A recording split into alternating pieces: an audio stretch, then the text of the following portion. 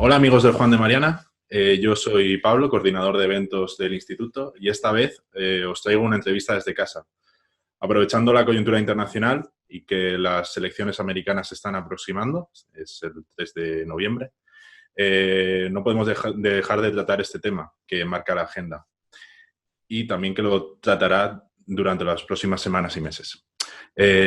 Por ello, en esta ocasión contamos con Alexander Golovin. Que lo primero de todo, muchas gracias por aceptar la entrevista, Alexander. A vosotros por invitarme.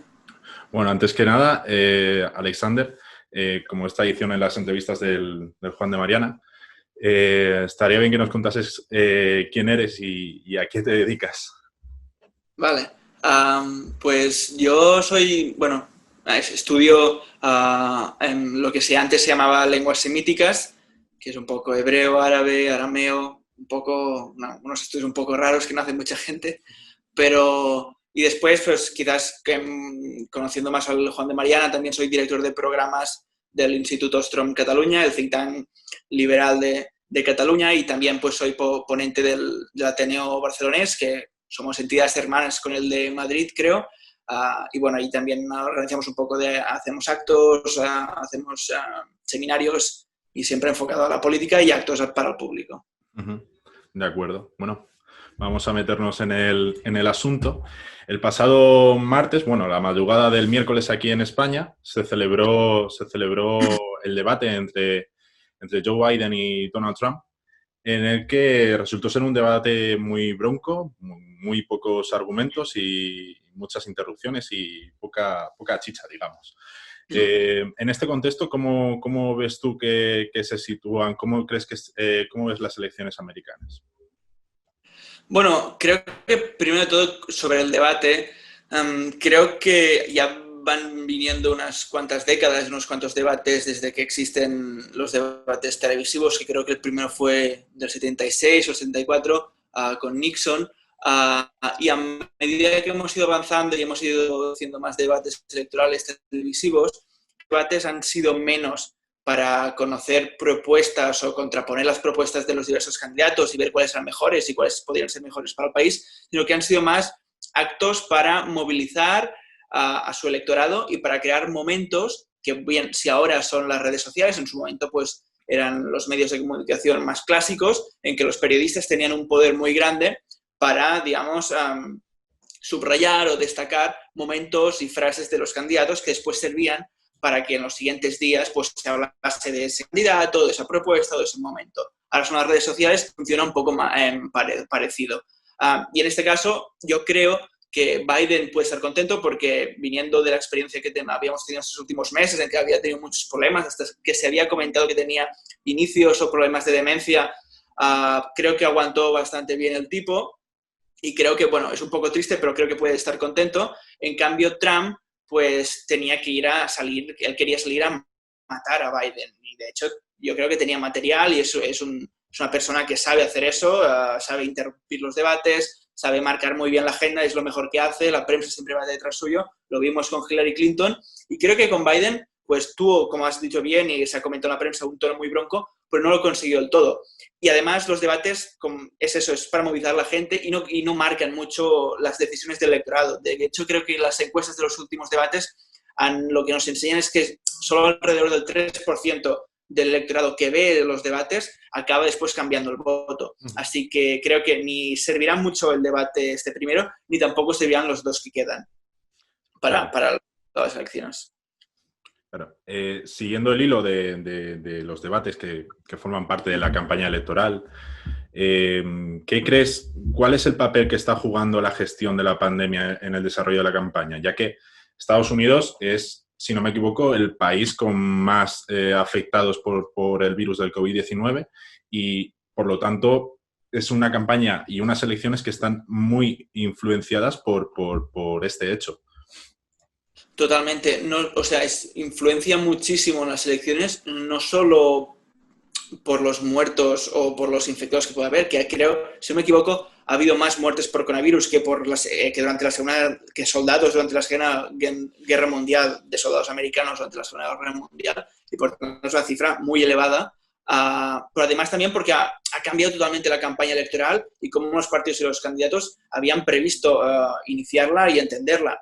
Trump venía de un mandato en que la economía realmente había funcionado muy bien, en que el paro había bajado de forma espectacular, en que la economía, podríamos decir, estaba considerablemente bien, y Trump podía presumir de eso. Evidentemente tenía muchos problemas, tenía el impeachment, que ahora ya parece que no ha existido nunca, ha tenido muchísimos problemas pues, de todo tipo, que si quieres después los podemos comentar. Pero sobre todo tenía la economía, que es un factor ya en sí en las elecciones y en la política americana determinante, pero también porque Trump jugaba esta carta.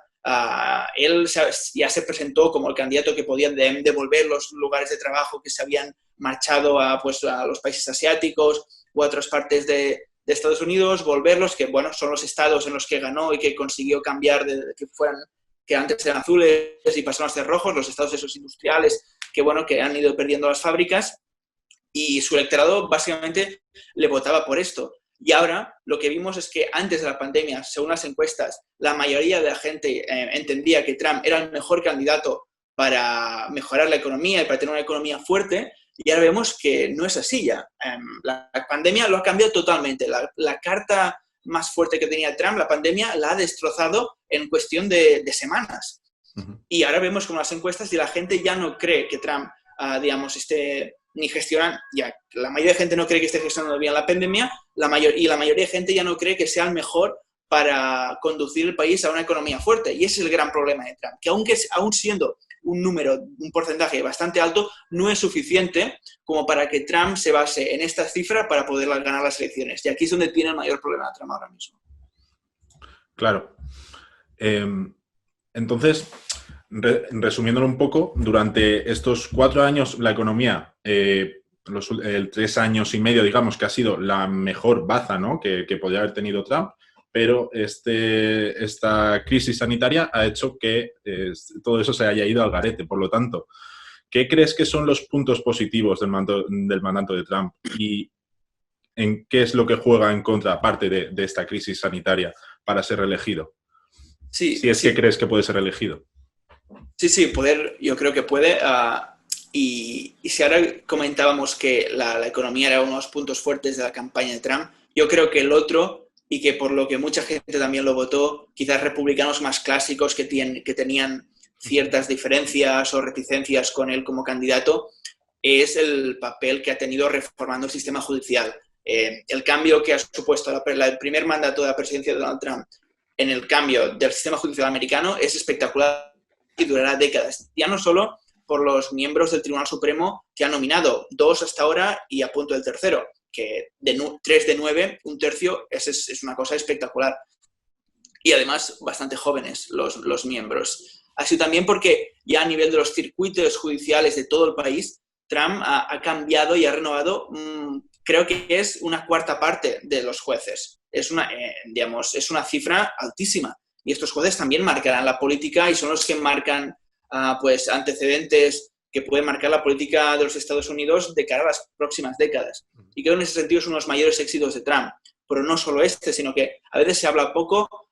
Trump creó lo que se llama la Space Force, esa nueva agencia, ¿no?, militar americana, que es la primera agencia nueva que se crea desde los años 40 y que por ahora lo que viene a hacer es a juntar y unificar y centralizar funciones que hacían otras agencias, pero que de cara al futuro, lo que quiere hacer la Space Force no es tanto como algunas veces se ha hecho de broma de protegernos de ataques extraterrestres, ¿no? Sino que es de todas las funciones y de todos los intereses que puede tener Estados Unidos en el espacio, pues protegerlos y velar por sus intereses. Y es un aspecto en el que cada vez más potencias del mundo intentarán influir e interferir. Y en ese sentido, creo que es una buena medida. También tenemos la reforma fiscal y no la podemos olvidar. Ahora, pues, también, como comentamos, por el estado de la economía, pues no se ha visto reflejado tanto o ha tenido menos importancia, pero ha rebajado los impuestos de una forma brutal. Es la mayor reforma impositiva en los últimos 30 años. El impuesto de sociedades creo que lo ha bajado de más del 30% a casi al 20%. Es una reforma muy importante. Y por último, también te diría que la política internacional. A veces, sobre todo en las elecciones del 2016, se decía que Trump podía acabar con el mundo y que, bueno, de hecho un argumento que de Hillary Clinton y los demócratas era que no querían que Trump tuviera el botón, su dedo, su mano encima del botón de la bomba nuclear, ¿no? Uh-huh. Pero yo creo que en términos generales Trump no ha hecho una mala política internacional. Creo que el hecho que se haya llevado bien con Rusia a mí me parece bien. Con Corea del Norte, aunque puedan haber sido cosas simbólicas, pero también creo que ha avanzado positivamente y sobre todo, y lo hemos visto las últimas semanas, en Oriente Medio con Israel, los acuerdos de paz que ha conseguido, realmente es una cosa espectacular e histórica. Y eso marcará también las próximas décadas en toda la zona. Y ahora sí, por último, y aquí es una cosa buena, pero a la vez mala, que creo que se le puede girar en contra de Trump y sobre todo al Partido Republicano en los próximos años, es que él consiguió ganar las elecciones apelando a una base muy pequeña del electorado.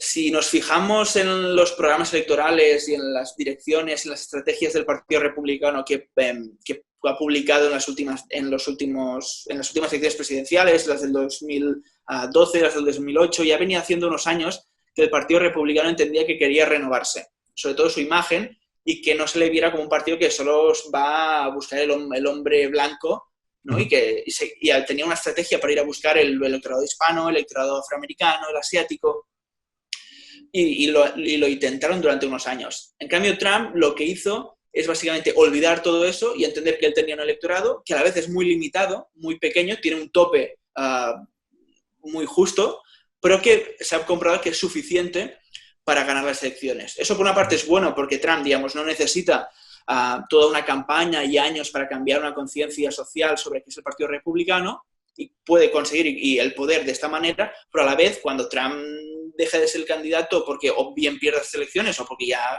habrá el segundo mandato y no se podrá presentar más, el Partido Republicano tendrá un problema porque la demografía de Estados Unidos está cambiando y no podrán volver atrás. Entonces, tarde o temprano tendrán que volver a entender y a tener ese debate, y aún será mucho más complicado cambiar la conciencia de la sociedad americana sobre el Partido Republicano después de la presidencia de Donald Trump. Pues yo creo que es una moneda con dos caras que, bueno, por ahora se les ha salido bien, pero de cara a unos años de aquí un tiempo creo que les saldrá en contra. Claro, seguramente ya para las siguientes elecciones ya les pasará factura porque no tendrán a Donald Trump. Cambiando un poquito de tercio, ¿cómo valorarías la retirada de Bernie Sanders? Bernie Sanders, para quien no esté muy situado, era el candidato al Partido Demócrata de los que más a la izquierda estaban, junto a Alexandria Ocasio-Cortez, si no me equivoco. ¿Cómo valorarías su retirada? Bueno, yo, siendo liberal, la valoro positivamente, ¿no? Porque, vale, sí. Pero siendo poco objetivo ya aquí, ¿eh? Pero creo que es una buena noticia para mí a nivel personal que Sanders no haya sido el candidato, porque a veces juegan en una burbuja o en una liga que entienden que el Partido Demócrata es solo las bases del Partido Demócrata, y si el Partido Demócrata quiere ganar unas elecciones, y ya no solo las presidenciales, sino que quiere llegar a controlar el Senado o controlarlo durante un bastante tiempo o ganar en determinados estados que no son Massachusetts o California, pues el Partido Demócrata es muy diferente. El Partido Demócrata de Texas prácticamente tiene muy poco que ver con el Partido Demócrata de Massachusetts, de Vermont o de California. Y yo creo que Bernie Sanders rompía un poco con esa tradición y Biden sí que une un poco más las diversas sensibilidades del partido, aunque no es un candidato con mucho carisma tampoco y es muy grande y tiene muchos problemas. Pero en todo caso, creo que aunque Bernie Sanders no haya conseguido la nominación, lo que se ha conseguido, ya no solo en estas primarias, sino en las anteriores, en las que dio la sorpresa contra Hillary Clinton, que era digamos, Bernie Sanders en ese momento era un político que no conocía prácticamente nadie, que se había pasado toda la vida llevando la contraria en el Congreso y que se había dedicado básicamente a luchar contra todos los acuerdos de comercio que habían estado haciendo los Estados Unidos, administraciones republicanas y demócratas, siempre en contra. Yo, Hillary Clinton lo ha explicado hace poco, que nadie soportaba a Bernie Sanders, que nadie quería trabajar con él. Entonces no ha sido alguien que se ha buscado muchas simpatías durante mucho tiempo. Pero consiguió que, bueno, a raíz de la crisis económica del 2008 y del crack del 2008, conectar con el electorado, vender un discurso concreto, que aunque él no ha conseguido la nominación y no ha sido suficiente para que él consiga la nominación y sea el candidato, sí que ha conseguido cambiar el Partido Demócrata para siempre. Y lo hemos visto con con la propia campaña de las primarias ahora mismo, en que los temas, en que los candidatos han tenido y se han obligado, se han visto obligados a girar y a virar hacia la izquierda, quieran o no. Hay temas que ya no son cuestionables, ¿no? Por ejemplo, el sistema pues, el sanitario, de ampliarlo y que cada vez sea con un componente público más grande, eso ya es incuestionable en el Partido Demócrata. Los pocos candidatos que lo cuestionaban no llegaban ni al 1% en las encuestas, sino pasaron casi de ronda. Y también lo vemos con los candidatos que está trayendo y está, digamos, se están popularizando dentro del Partido Demócrata, que son poco conocidos, pero que si vas viendo en el Congreso, sobre todo en la Cámara de Representantes, los candidatos que van ganando fuerza y están sacando en primarias internas a senadores o a congresistas de toda la vida demócratas moderados, está viniendo gente que son de la escuela Bernie Sanders, como Caso Cortez, que vendría a ser el máximo exponente de esta escuela, pero que cada vez son más. Y el Partido el Partido Demócrata está cambiando para siempre. Y bueno, veremos, y aquí se rompe el consenso también, se rompe el consenso que había habido en Estados Unidos entre el Partido Republicano y Demócrata, y en esa, ¿no?, combinación o trabajo conjunto entre los dos partidos que durante muchos años habíamos visto, y que creo que cada vez será más complicado porque esto polariza, evidentemente, el mapa electoral americano. Claro. Vale, y hablando del el tercer partido, hablemos del tercer partido. El Partido Libertario, que ha estado en continuo ascenso desde su creación, desde los años 70, continuo ascenso desde la nada hasta un poquito. Tampoco creemos que vaya a salir Jo Jorgensen como presidenta, pero no. En cualquier caso. Se está abriendo camino en el panorama político el Partido Libertario. Bueno, a ver, yo creo que el Partido Libertario llegó en las pasadas elecciones presidenciales del 2016 a un punto que creo que les tiene que hacer plantear que tienen que cambiar y tener una estrategia diferente a la que habían tenido los últimos años. En el 2016 vieron que podían dejar de ser un colectivo, con todo el respeto, pero de frikis que se reunían de vez en cuando para comentar hasta dónde podían hacer retroceder el Estado hasta puntos realmente absurdos, y que la gente los veía como frikis. Y lo que vieron es que en el 2016 podían presentar candidatos y ser una alternativa real a Donald Trump y Hillary Clinton, que crea mucha desafección entre los americanos. De hecho, desde hace años ya, en las encuestas, desde hace 10 años más o menos, la mayoría de los americanos, creo que es el 57%, cree que Estados Unidos necesitaría un tercer partido, digamos, de carácter mayoritario para que hiciera la competencia a los dos, al republicano y al demócrata. Y en ese sentido creo que el Partido Libertario puede tener fuerza. Es el tercer partido con más militantes o gente que forma parte del partido. Tiene también cargos electos en algunas partes de Estados Unidos, en algunos estados, y tiene bastante fuerza. Y creo que puede conectar con el electorado, si bien hace un discurso que sea más moderado en los principios, que no sea tan radical, que combine pues, la moderación y la responsabilidad fiscal con un discurso social abierto y podríamos decir que es liberal pero progresista, como pueden tener, por ejemplo, los demócratas, y creo que aquí puede hacer mucho daño. Y sobre todo, tener un candidato que, digamos, parezca presidencial. Porque en las últimas, ahora sí se ha escogido Jorgensen, pero como candidatos rivales en las primarias tenía realmente algunos freaks, hasta alguno que venía con una bota de goma en la cabeza, que es Permin Supreme, que ya es un histórico de las elecciones presidenciales. Y claro, con eso no puedes llegar a ser nunca un partido decente. Justin Amash, el representante del Partido Republicano, que se fue debido pues, a las diferencias con Donald Trump, hubiera sido un buen candidato. Bueno, Jorgensen también es una buena candidata, es una académica, es una persona respetada. Gary Johnson en las últimas, pues bueno, fue gobernador de Nuevo México, que no es poca cosa, y su número 2, Bill Weld, también fue gobernador de Massachusetts y asesor de Ronald Reagan, y de hecho ha estado uno de los candidatos en las primarias republicanas que se han hecho, aunque no lo parezca, que se han hecho también primarias republicanas, y era uno de los candidatos que plantó cara a Donald Trump con poco éxito. Pero digamos, llevan ya unos años presentando candidatos que, bueno, te los puedes plantear como posibles presidentes. Claro. Vale. En ese sentido, hablando de bipartidismo, el tercer partido Y todo esto se nos plantea siempre la pregunta de quizás el sistema democrático estadounidense está un poco hecho para que sea un sistema bipartidista. ¿Cómo valoras este sistema? ¿Crees que necesita algún cambio o cómo lo ves? Bueno, a ver, el sistema americano electoral y para escoger el presidente, el vicepresidente y el Senado es una forma indirecta. Aunque no lo parezca, Estados Unidos no es o no fue pensada originalmente para ser una democracia. Todo lo contrario. De hecho, los padres fundadores, tenemos que entender que los padres fundadores cuando crean el sistema político de Estados Unidos es hace 200 años y es un sistema político creado y pensado para ese momento. Un momento en que la mayoría de sistemas políticos eran monarquías de despotismo ilustrado, ¿no? El concepto de democracia no existía, no había ningún país democrático. Era una cosa que salía en los libros pues, de la Grecia clásica, pero nadie lo era. Entonces, cuando esta gente, que eran los revolucionarios del momento, crean el sistema político estadounidense, lo que buscan es crear una república federal que también quiera ser democrática, ¿no? Y representativa, pero es una república federal. Y aquí lo que vemos es que hay dos escuelas de pensamiento entre los padres fundadores, y es que por una parte tenemos a Madison, a Adams, a Jefferson, que lo que quieren es la república y se inspiran en el modelo de la Roma clásica, contra Jefferson, que lo que busca es el sistema de Atenas, la democracia, digamos, directa. Democracia representativa contra democracia directa. Pues evidentemente se impone la democracia representativa y lo que buscan los padres fundadores es que proteger la república de la democracia. Que la democracia, es decir, el pueblo, el populismo, no pueda nunca llegar a decidir decisiones y opciones que van en contra del propio sistema federal.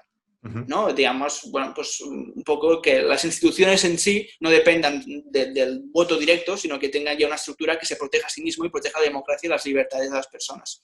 De hecho, cuando se crea Estados Unidos, los dos partidos que surgen, que es el federalista y el republicano, el federalista, que es el de Madison, el de Adams, y el republicano, que es el de Jefferson, el republicano que se acaba llamando demócrata, que es el actual Partido Demócrata, porque los del Partido Federalista insultaban y llamaban a los republicanos demócratas, con un tono, digamos, con una connotación mala, negativa, correcto.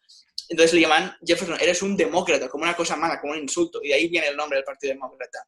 Así que Estados Unidos no surge ni ha buscado nunca ser una democracia. Y eso quizás ni los americanos de ahora lo saben porque ya hay el debate de si el colegio electoral debe ser quien elija al presidente o no. Pero bueno, yo creo que a mí personalmente me gusta más el sistema de los padres fundadores, en que bueno, tiene menos poder la decisión concreta del pueblo, y creo que eso protege la democracia, las instituciones libres. Pero bueno, en todo caso, eso debe ser el propio pueblo americano, que si quiere y considera que su sistema para regirse entre ellos tiene que cambiar, lo hará. Pero a veces parece que no se entienda que Estados Unidos no es una democracia y que tiene una forma de funcionar diferente a la nuestra. Claro, claro.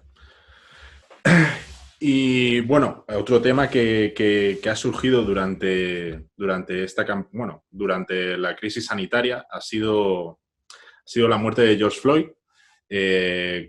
a causa de un policía norteamericano, y que esto ha generado una multitud de protestas con el lema de Black Lives Matter.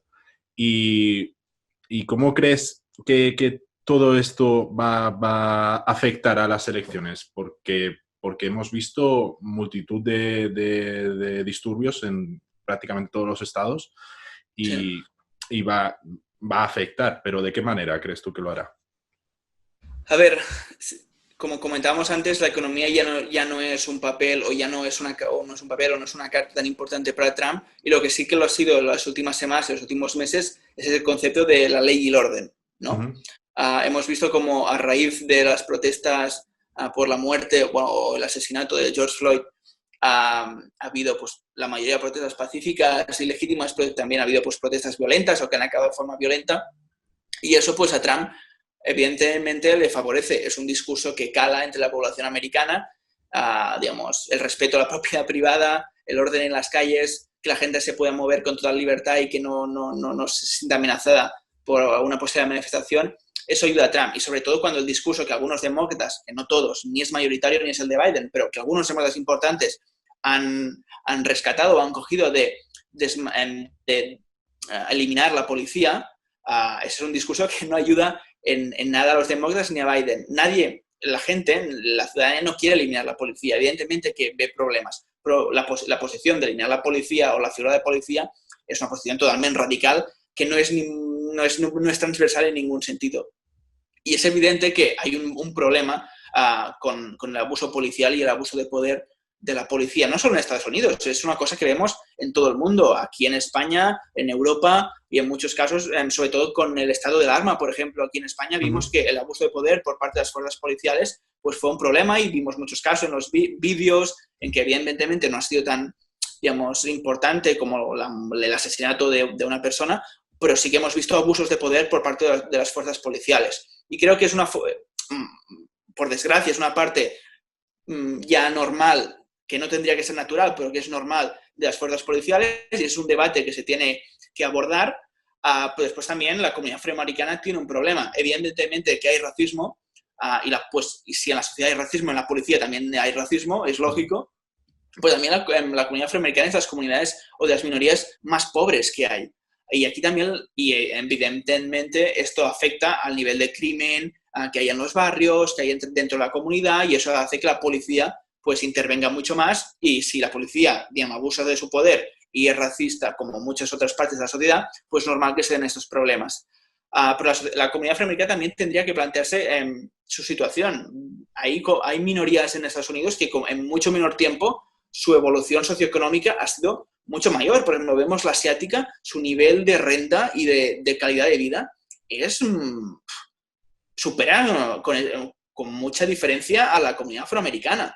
Y hay comunidades también que han sufrido muchísimo, por ejemplo, la judía pues también tiene unas situaciones mucho mejor que la afroamericana. Entonces yo creo que los problemas de la comunidad afroamericana y ese sentimiento de rabia que tienen y de sentirse que no están bien tratados, porque realmente no lo están, porque no están en buenas condiciones económicas, va más allá de la fuerza policial, aunque se ha representado de esta manera, y es una forma como que ha explotado todo un sentimiento de desafección con la clase política de la comunidad afroamericana, que con el caso de George Floyd ha sido lo que ha colmado el vaso. Pero los problemas van mucho más allá de eso.